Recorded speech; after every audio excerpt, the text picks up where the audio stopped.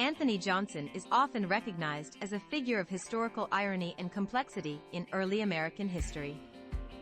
While many associate the origins of slavery in the United States with the institution being firmly rooted in racial oppression, Johnson's story highlights an early paradox.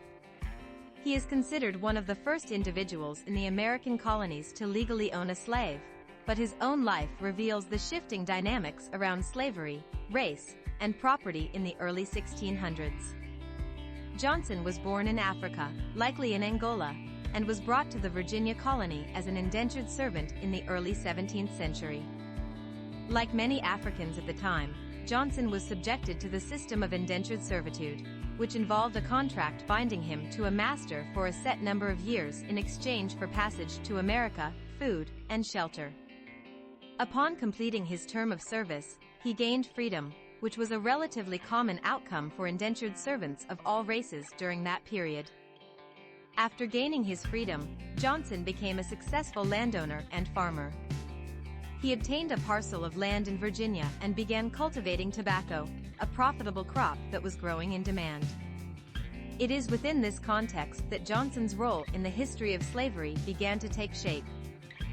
In the 1650s, Johnson's life took a notable turn when he petitioned the colonial court to legally claim ownership of a man named John Casor, a fellow African, whom Johnson had previously employed.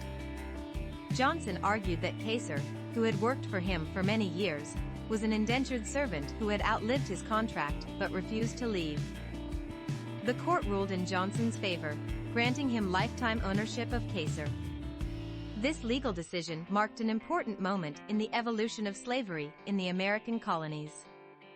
While slavery as we know it would not become institutionalized for decades, Johnson's case illustrates how the legal distinctions between indentured servitude and lifelong slavery were starting to blur.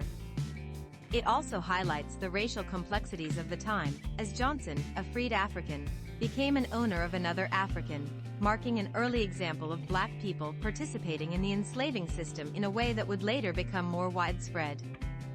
Johnson's story is often used as a reminder that early American slavery was not strictly based on race, but was shaped by complex social, economic, and legal factors. His ownership of Casor shows how the system of slavery gradually emerged and evolved, and serves as a lens through which we can examine the racial and social structures that would come to define colonial America.